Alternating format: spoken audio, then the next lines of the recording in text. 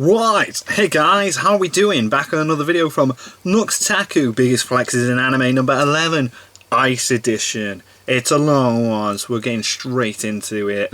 Straight into the meat and potatoes, as Nux would say. We've had Killua in his god mode flexing on the Royal Guard in Biggest Flexes of Anime Yes, 7. we did. We've had Mereoleona flexing on a member of the Eye of the Midnight Sun, completely annihilating him with Kaleidos Brachium in Biggest Flexes of Anime 9. Number 7 were the biggest flexes of lightning users in anime. 9 was the biggest flexes of fire users in anime. Welcome to the coolest episode of the Biggest Flexes in Anime. Number 11, Get it? talking about the greatest ice flexes in anime, following the theme that we've been going by. On the last one I asked for 80,000 likes. Okay. And, well, you barely made it, okay? Oh, no. Barely. So No. since you failed to get 80,000 likes the Come time on, guys, we're before, playing I that. don't think you've passed that hurdle. So this video is definitely promised to you guys, so here it is. And Okay. if you don't slap 80,000 likes on it, the next one may not be out within a week, and it may be longer. So smash that like button, feel free to subscribe, and let's get into the meat and potatoes. The biggest flexes in anime, number 11. Ice 11. Flex Edition. First flex, Aokiji from One Piece. Here we go. Obviously we're starting with Aokiji from One Piece. Obviously we're starting So in from One Piece. People sail the seas in these massive ships. Yes. Some ships are very goddamn big. Other ships are even bigger. Well. Only 2 people travel alone. Hawkeye Mihawk travels on this tiny little rowboat that That's just cool. sails around randomly. And, well, we already covered him in Biggest Flexes 1. Yes. Aokiji, on the other hand, well, this mad lad uses a bicycle. What? Yes, he contains the ice devil fruit and freezes this really teeny path of ice for his bicycle Oh, wheels wow. to traverse upon. And he sails the seas by just, like, biking across them. This That's guy's so an absolute cool. mad lad, and if I was That's seeing a guy biking amazing. across the ocean, I would wet myself as well. To give you a slight glimpse of this guy's tremendous incredible. power, Whitebeard attacks Marineford and he, like, uses his quake fruit to cause an entire tsunami. Aokiji, without even, like, blinking twice, freezes the entire massive tidal Wow. wave. Devil fruit users are immune to salt water, right? Not only does this guy freeze the tidal waves, but also he's not afraid of falling into the water. The guy just, like, bikes across the seas. I can't get over That's that. class. Now, Aokiji's a very interesting fella. We don't know exactly what he's doing right now, and he is definitely a man of mystery as far as One Piece goes. For this reason, he's one of my favorite characters. Mystery is great Mystery in One Piece. When I is say one of my favorite cute. characters, I don't mean like top 5, I mean like up there. I guess Sakazuki gets some credit for this as well. But when Aokiji was duking it out with Sakazuki, who's gonna become the next head admiral, they went to a private island because, well, their match would have devastated anywhere that they actually fought. Oh, right, in. okay, But so very again, Dragon it Ball was a good Z-esque. move. Let's He go was somewhere up else so that's against gonna hurt a people. Magma Devil Fruit user. Akainu is really powerful, and in case you haven't played Pokemon, Fire type is super effective. super against effective against Ice ice. type. Even though that was the case, this battle lasted 3 days and 3 nights. Whoa. Yes, Aokiji ended up losing the fight, but that doesn't mean the flex does not stand. The entire island of Punk Hazard became a freak of nature. Half of it molten trenches of lava, and the other half a wicked blizzard. This Whoa. isn't just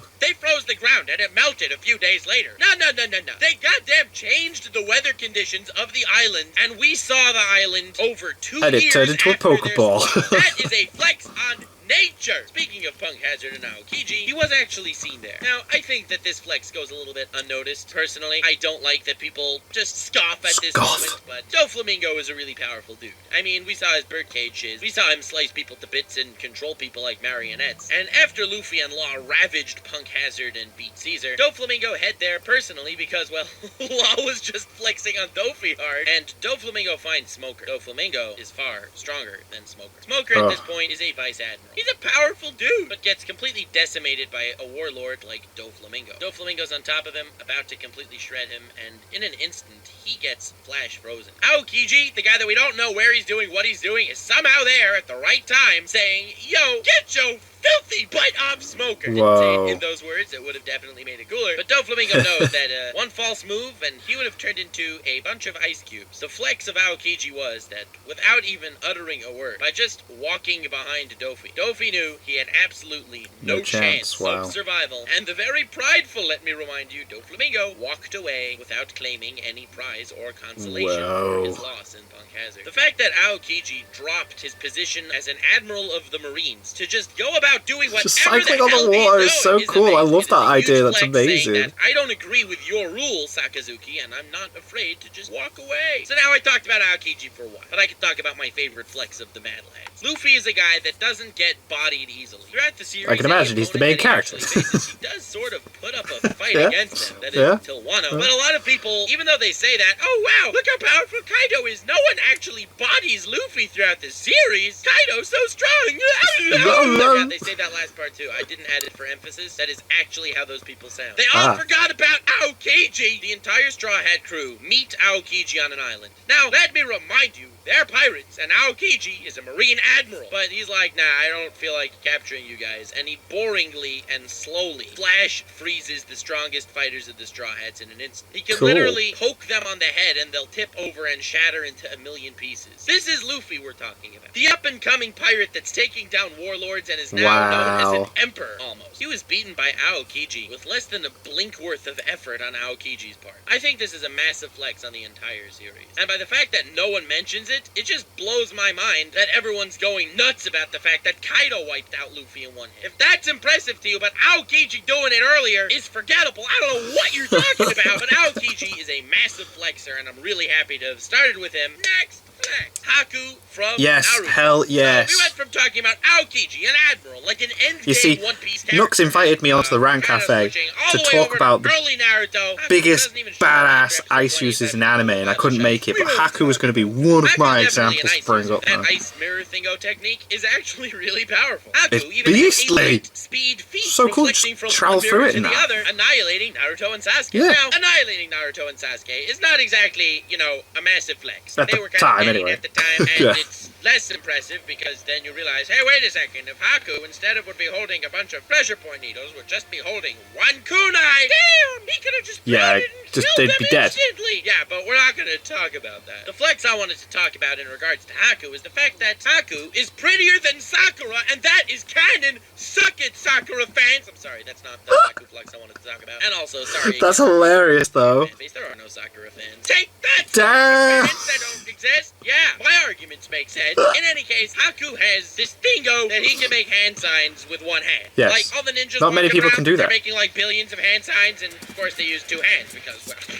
of course you have to use two hands. Then Haku comes along and's like, nah, fam, this ain't it, chief, and uses one hand to make ice jutsu. In all, it's a big flex That's because pretty decent. Kakashi's a copy ninja who copied 1,000 jutsu and who's copying all of Zabuza's can't copy Haku with this legendary Sharingan thing. I don't know. I personally That's found that pretty cool. Yeah, Then, of that's course, awesome. That entire massive flex is retconned later on by the fact that no ninjas seem to use hand signs, and I stand by that. But at the time, it was a pretty cool flex because I'll tell you, it was like everyone does this, and Haku's just like, ha we think we kind of know what's going on with jutsus, and then they're like, no, fam, this ain't it, chief. Sorry, I just like putting those two together. Hand signs. And I'm also really excited about that latest chapter of Boruto where it was like, oh my god, the one-handed hand signs, yeah, that was Hashirama cells all along. Next, Whoa. Dio from JoJo's Bizarre Adventure. Of course! You're probably Of wondering, course! like, Nux, you already talked about Dio in Biggest Flexes. Yes, but this is when he's using ice. Yes. But this time In I'm looking part at it from one. an ice power reference, and I'm not going to be talking about the infinite flexes he does throughout, because, again, I've done that in part 2. Yes. Remember? One thing Araki is really good at, it's forgetting, or at least making Yes. people forget. There's a whole meme about how, oh, Araki, the creator of JoJo's, for those of you who did not know, forgot that Dio had ice powers, and then in part 3 he never used them. Well, Araki different body. doesn't forget Jack. This mad lad makes believe he has a bad memory, so we can't call him out on stuff that, oh, he forgot. He feels like every time he reads his own manga, it's like he's reading I thought it was for the first because time. it wasn't Like his this original genius body, he that's in the couldn't middle use of the part ice. 8 of an extremely successful manga series, a guy who just forgets whatever goes on, despite the infinite memes that are floating around about literally every scene? I think not. I think that the Araki forgot meme is fabricated by him as part of his master plan to lull us into a false sense of security when in actuality he remembers everything. The man wrapped up Fugo's character arc in part 5, and that's why he didn't reintroduce him. It would have been detrimental to the story to reintroduce himself. Oh, he forgot what to do with him! Kakyoin uses this ridiculous paint so Fugo doesn't attack come against back. Jotaro, as well as that body possession thing in episode 2 of JoJo's part 3, and then when he joins Yeah, he the doesn't Yokai, use it he at never all. uses it Yeah, again. that was a Oh, bit like, Araki forgot! Or it would have made the series stupid That's right. Araki forgetting is a stroke of genius. In fact, he is flexing his 5,000 IQ on us at all times. But in the Dio case, he absolutely did not forget that Dio had ice powers. I mean, it's like the majority of part 1. This guy not using ice powers in part 3 is to flex. That is correct. So Waruto is so powerful. No, okay, I get would be, but you know, it's seriousness. It's not his original body, so I thought that's why he can't use the ice powers anymore. It's just his head. And then stop somehow, and where his opponent is somehow conscious and can choose which 2 seconds of Dio's 5 seconds of frozen time he can move. Because he's still adjusting to the body, isn't he, when he's using that? That's why the Zawato is becoming more and more stronger as he's fighting. Way more awesome. That's right, I said it. But I think Dio's Sorry to be serious in this video. Let's go back into just stopping time. I mean, the idea of him just not using it is funny. Very literally. Is when he's up against Sturetsu in JoJo's Part 1. Sturetsu uses Hamon. Hamon fire-based. Again, for those of you who've played Pokemon, fire type is super effective on ice type. So when Sturetsu uses his Thunder Cross split attack against Dio, he remembers to remind the people around him, as well as the audience at home, that Thunder Cross split is an attack that no one has ever been able to defend against. No man can survive Thunder Cross split. And then Dio catches it's both an attack and a defense at the same time. And then Frozen. Dio's ice powers managed to flex on the sun-based Hamon power of Thunder Cross split. And allow me to remind you that that is an attack that no man can survive. I understand that this is sort of a meme. But he is no man. He is Dio Brando. I definitely get that. And while I do think it definitely is respectable, I wanted to talk about how Dio flexes his insane amount of powers on literally everyone. In part 3, we're like, oh, this guy only can regenerate, and is super strong, and can fly, and can teleport, and has ice powers, that's all and he has could do. laser eyes, and can control his internal organs, allowing them to, like, grab people with his intestines and whatever. And he can take control of someone else's body to survive, and he's immortal, and this guy has a lot of powers in part 1. He keeps them, moves on to part 3, gains the stand known as the world. Zawato. Super strength, he can now fly in a different way, and he could freeze time. Yeah, this guy has a lot of powers, and he flexes all of them. Just saying, I think it's very cool. Now, I'm about to talk His about ice powers were flex, because replaced I don't know in if I should freezing really count it as a separate objects, one, talking about and then Estet was from replaced with Akame ga freezing Kill. So now, time. Estet There's another. has ice powers as well. She's amazing. Her power in Akame ga Kill. She's Ah, extremely she was strong. another example I was going to bring up as Entire enemy awesome armies ice that user. invade her homeland, She's kind so of OP.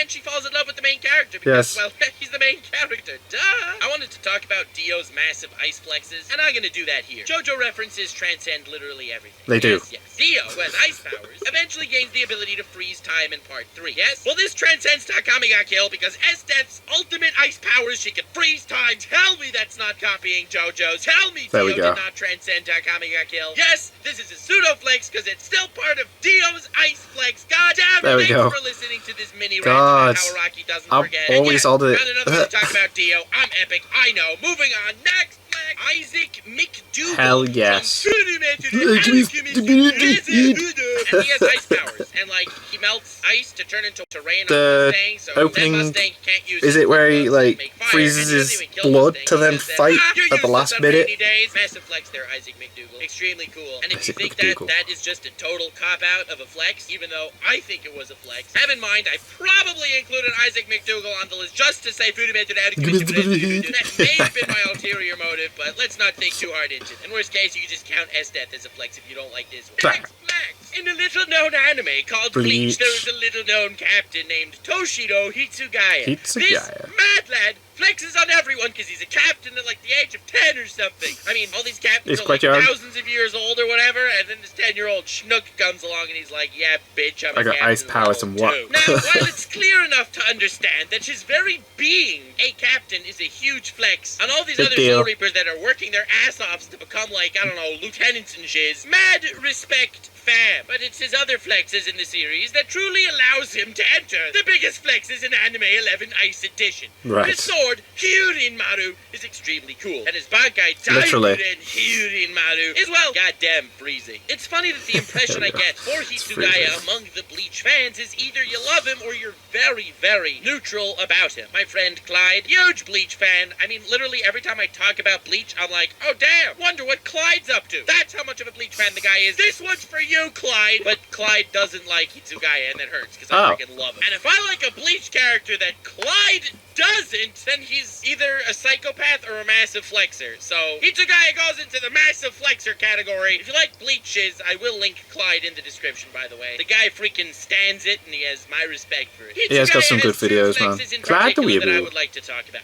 And no, neither of them are the time that he fought Espada Numero Tres, because both these flexes are bigger. First, he's fighting one of the early Arancars, and as you know, whenever some new villainous force is introduced, oh my god, they're so crazy powerful, with the ability Beginner's Rook. Yes. The first time they are introduced, they are far more powerful than any future time. So this was in the Beginner's Rook stage, where the Arancars were flexing on the Soul Reapers to show their immense power, and why they are going to be impossible to defeat. So one of them has the misfortune to run into Hitsugaya, and they get into this big aerial battle. It's a hell of a lot of fun. I always like Hitsugaya fighting, because he has a really nice stoic expression on his face as he annihilates his opponent. There are many qualities in Hitsugaya that makes me love his character, and one is the fact that it's clear that based on his lack of experience in battle and in life, his sense of justice is very pure throughout. The first of the two flexes I'm going to be talking about is when he administers said justice beautifully, and the second is when he flexes even though justice does not demand it. Arankar guy's flexing on Hitsugaya saying, yo bro, you can freeze shiz, big whoop dog,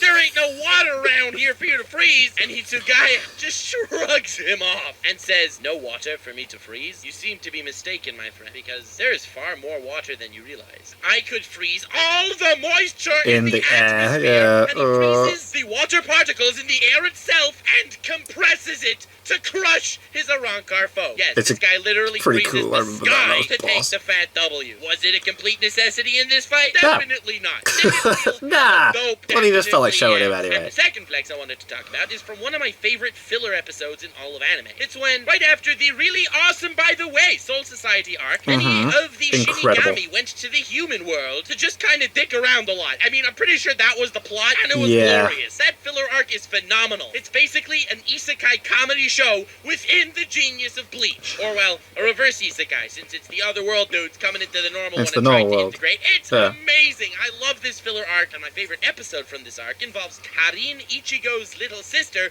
who is, by the way, even more badass than Ichigo himself. Excuse me. I stan Karin and her very cool relationship with Hitsugaya, and I ship them together. Oh god, I remember these episodes. We could definitely do this, and it's not at all weird. Hitsugaya is a captain of the Soul Society. This guy is a freaking boss, mad lad dude. Karin and her team wanted to play soccer, and there were some, like, big bullyish kids saying, nah, bro, we got the court now. Man, do I relate to that. And Hitsugaya, as I mentioned, throws his sense of justice out the window. This is not the task he's here to perform, but it doesn't matter, because it's not only about duty, it's about what he feels is just in any given situation. So he goes and plays soccer on Karin's team, completely annihilating the dude bros that tried to kick them off the court. I forgot about this. That's so epic. That's such a random thing to put in this video. Beating these guys in soccer is like a hassle. It's only a hassle because it'll take a few minutes. Using this as an example. This dude just cruises through the field with the presence of the entire generation of miracles from Kuroko no Basket and annihilates them. And he does it purely to flex on them. That's amazing. I can't believe you've used that as an example. That's incredible. I love this flex. I'm sorry. Hitsugaya is a mad lad, and filler can be great. The filler in this case actually enhanced Hitsugaya's character for the entire show, and gave us more of Karin, which is also extremely cool, not to mention it was very funny. Filler is not inherently bad, just unfortunately uses its powers for the forces of darkness far too often. Next flex. In the Pokemon Adventures manga, which I guarantee you I will never stop recommending. It's amazing, no one reads it. I've read bits of it. Pokemon, it's just kids and shiz. Pokemon Adventures is a little bit more adult. It's goddamn beautiful. I say it so often, it's almost like a broken record already. But you guys don't listen, so like, what can I do? I have no choice. You know, for the good of humanity and stuff, I have to talk about Giovanni, one of my favorite villains in all of anime or manga. This mad lad's first introduction in the story is when he walks up to Red. He hears that Red's quite the beast. He's taken down a ton of Team Rocket members, foiled a ton of their plans. Giovanni wants to meet him with his own eyes so he can assess the threat Red poses. So, Giovanni orchestrates a little test. He ensures that he is is attacked by 2 Magmars. And when Red sees this, Red of course steps in to save him. He beats up the Magmars without injuring them too harshly so that they don't hurt anyone. He then saves Giovanni, who he does not know is Giovanni. Giovanni assesses that he is too soft to be too big of a threat for Team Rocket, and it's not worth taking him down here and now. Giovanni is a absolute mastermind, a brilliantly crafted character, and the daddy of the Pokemon Adventures manga. His first introduction is where even the fans do not realize he is the leader of Team Rocket. Alright, that's cool. Red saves him and he assesses that Red is not a threat.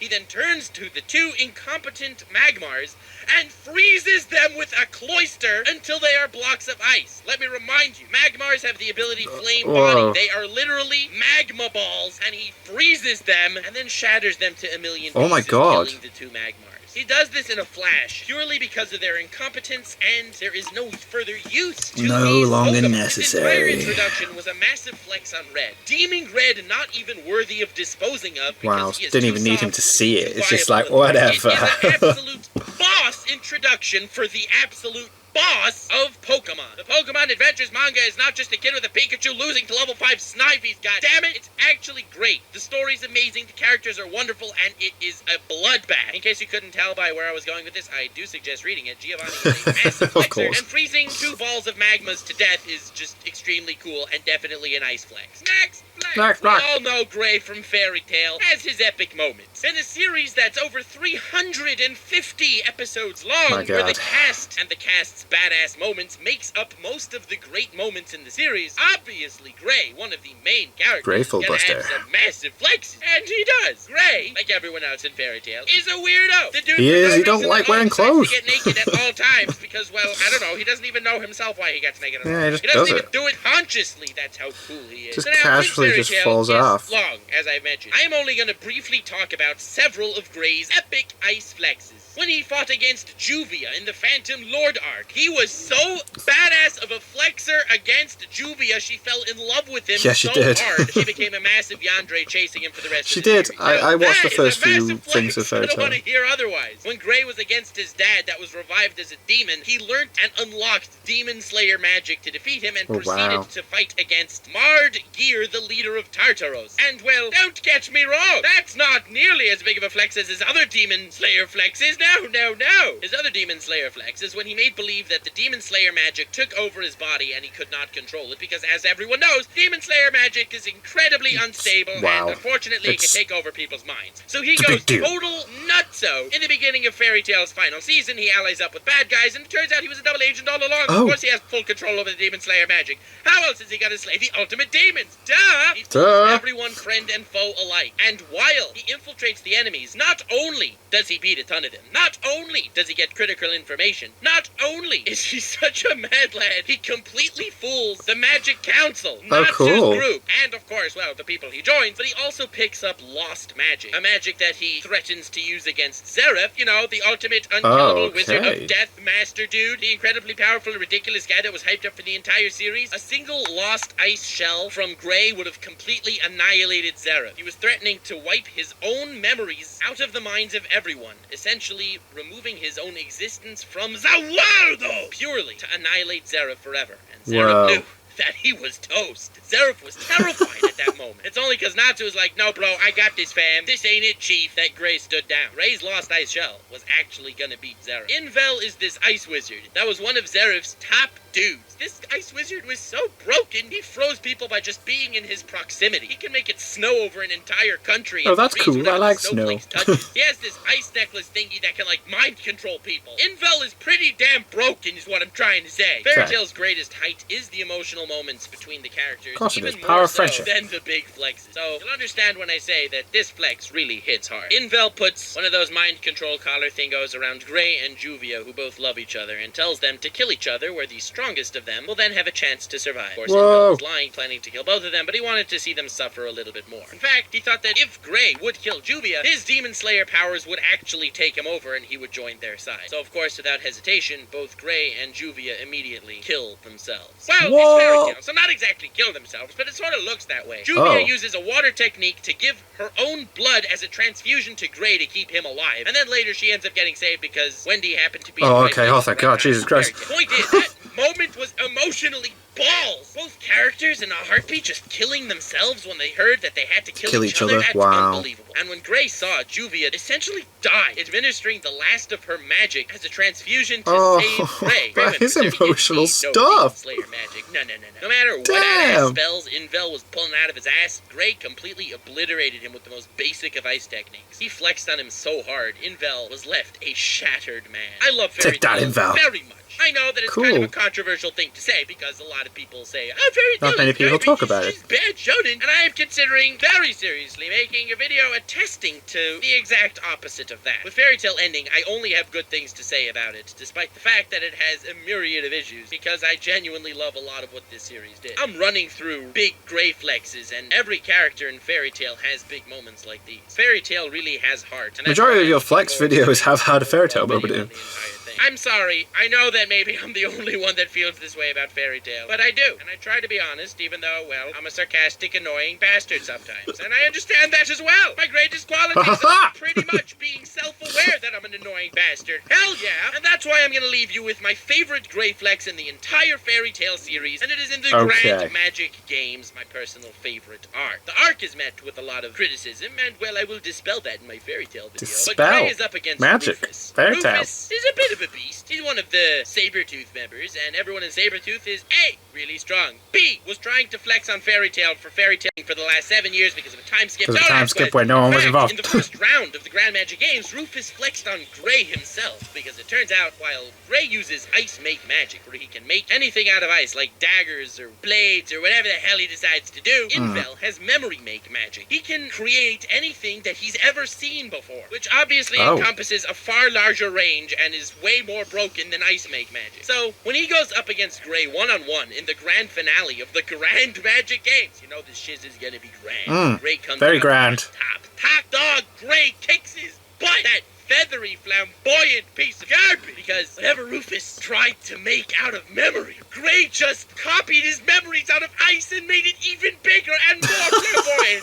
Oh, you're making this massive wheel of blades that you've seen that one time. I don't mind. I'll make the same massive wheel of blades, just even massiver, but out of ice. That is how you flex on a flexer, my boy. That's brilliant. To Grey. And thank you, Fairy Tail, for being with me for many years, despite the hate. I appreciate. Fairy Tail may have ended, but it will always remain in our hearts. Backtracks. Digimon? A kids show that happens to be the best isekai anime of all time. Well, in OG Digimon Adventure 1, there was this Chad called Metal Garurumon. Tai and Matt are two opposing forces in the Digimon series. Yes, a show for kids with two main characters that both have character development that definitely outclass the majority of adult series. I loved it. Sorry, just gonna drop that here. Tai was selected to be the leader of the group because of his more brave, out-of-the-box approach, and Matt is a de facto second-in-command who often questions Tai's judgment because he is far more logical and cautious. The dynamic between these two, aside from making up a very solid main and second-to-main character, make a great dynamic rivalry between them as well. The two of them evolve at a pretty much equivalent pace, where the first two mega-level Digimon to be introduced to the protagonist side of the force were that of Tai and Matt when they were up against literal Satan. I mean, this dude is a Digimon. You know, he's made of zeros and ones, and he managed to find a way to attack the human world. Some people know him as Myotismon, and others, more cultured intellectuals, know him as Metrosexual Vampiremon. After this mad lad goes mega, there's this whole prophecy that's gonna defeat him at the 6th hour of the 6th minute of the 6th second, whatever, 666 stuff. Basically, he's Satan taking over the world. Sucks balls, right? That's Matt not and good. Tai both get their Digimon to digivolve to mega levels for the first time, entering War Greymon, the mad lad that can hurl a miniature sun at his opponents, and Metal Garurumon, the master of ice. They manage to take down interdimensional metrosexual Satan, restore balance to the force, and then immediately head back to the digital world in order to save that world as well. Basically, Digimon is epic and dope and stuff. Definitely the Where are best we going with this anime. flex? I don't want to hear about it from these haters. But in my opinion, the biggest flex on Metal Garurumon's side is when they were up against the 4 Dark Masters, 4 mega-level Digimon that took over the digital world while the Digidestined were away to save the human world. And when they're up against them, there's a little rift. Tai and Matt do not exactly see eye to eye on certain things, and Matt leaves the group. Take notes, modern shonen! You could learn something! It's a pure battle of ideology between them that causes Matt to leave. Not that they per se want to kill each other or anything. No, they just kind of hate each other for the way they're going going about it. Ty says Matt's a coward, and Matt says Ty is endangering them for no reason. Anywho, Puppetmon is one of the 4 Dark Masters, Yes, and he Ty is. and his squad really want to take him down. He's basically one of the 4 tyrants that are killing out all these Digimon. Very, very big sad. They actually put Big Puppetmon sad. through the ringer a bit. They put him through a really solid fight. They take down a lot of his subordinates. They mess up his entire wacky house. Honestly, the Puppetman arc in the Dark Master arc was very solid. And eventually, Puppetmon actually manages to escape. He gets away from Ty's group, and they don't know where he went. But Matt, the absolute mad lad, with his Metal Garurumon, knew that's what Ty was going for, so they blocked off the escape route. As Puppetmon crawls away, he bumps into a very icy death. Matt essentially flexed on Ty's entire group, where Ty was saying this is the only way to go about it. But And then Matt he's like, no. literally uses Ty's entire strategy to take down Puppetmon with his own hand in a way that Ty would have failed to do so. Massive flex, brilliant character writing, best isekai anime of all time. Max Flex! And it's from my boy, Todoroki Shoto. From Yeah, My Hero man. Academia. As much crap as you want to give literally anyone in the vicinity. Whether you're like Lord Brigo and you think it's your purpose in life to hate on Todoroki, or whether you think you're cultured enough to not enjoy My Hero Academia, even though it's like legitimately a good, enjoyable series. I can't There's no wait for it to reason stop hate back up. Oh my Just god. because it's popular. Todoroki has some epic flexes in season 1 and 2 of My Hero Academia. Denying that would be a lie equivalent to saying, I don't know why that anime's girl's eyes are rolled up and her tongue is sticking out. That makes no sense. I don't understand. What am I watching? Why am I watching this? Why are you showing in the this? little training episode in like episode 7 or whatever, the first season, and where every squad got into like this massive squabble between Ugh. them where eventually one would win. And I don't even need to explain to you the rules of this game. Todoroki freezes the entire building, and that's the moment where you shut your trap and watch this master flexer at work. Even in the tournament arc itself, they introduced those massive robots that I've already mentioned. You should run away if you see them. And He then just no. swats it aside with ice like it's not even a challenge for him at all. And to be fair, it wasn't. I think the biggest flex on a physical level, not a psychological level, we'll get to psychological flexes in a moment, is when he's up against Seto, otherwise known as Tape Guy. Tape Guy. R-word Spider-Man. The So poor Tape lad Man. who can never wear long-sleeved clothes or it completely annihilates his quirk's abilities. You know, that guy. The guy that actually thought he had a chance against Todoroki is like, wow, Todoroki, if I slap him with tape really fast and hurl him out of the ring, I have a chance. And Todoroki's like, well, I could kill you good with a try. literal popsicle. But instead, I'm going to make a massive glacier freeze the crap out of your genitalia. So not only will the excessive amount of ice be popping out of the top of the arena for literally Hell, no that's reason other so than cool. to I remember flex watching on that you, thinking, oh but my also, god, that's your epic. balls will be so numb you won't get a hard on for a month. Legends say that is exactly what occurred to poor Zero. I personally love Todoroki. He's definitely class. in my 5 favorite characters of My Hero Academia, and his flexes, well, they don't exactly detract from that fact. No, they I do think his not. biggest flex in the series, though, hands down, whether you like him for this or not, the flex is there. He has ridiculously powerful ice powers, and he also has ridiculously powerful fire powers, but literally 2 flex on his dad. He only just uses refuses his to ice use the fire powers, That yeah. is a huge ice flex. Whether you want to say, well, if Todoroki really wanted to stick it to his dad, instead of becoming a hero that only uses ice powers, he gonna become an accountant. And while I completely understand that statement, and in fact I've said it on several occasions, that Todoroki wanted to become a hero. He didn't want to just make his dad disappointed in him. He wanted to one-up his dad and surpass him, but he wanted to flex on him by only using ice, that's not brilliant. his father's flame. Oh my Personally, God. I see that as a massive flex on a Could've just become an psychological level, accountant. and even though he grew past You're not that, wrong, the you could've. flex was there, and it was What huge. would be this Literally anime? wiping the floor with his contemporaries with just half his power, not to mention added bonus of flexing on Pop. The flex was huge, the flex was there, and I'm really excited for My Hero Academia Season 4, even though Todoroki's basically not even in it, unfortunately. Thank you so much for watching this video. I hope you did enjoy it. Feel free to smash like. 80,000 likes and biggest flexes in Anime 12 will be out within a week. Just destroy that like button, god damn it. You don't lose anything. You just gain more flexes. It's a win-win. Also, feel free to subscribe to know when that comes out. Links in the description are to my Twitter, to my Patreon, to my merch, and to my Twitch. Feel free to check all those out. That would be very awesome and appreciated. Let me know some of your favorite anime flexes in the comments below so I could include them in future videos. Not like I'm running out of flexes or anything. No. Whackers, have yourselves a most wonderful evening, and remember to Stay weird, fam.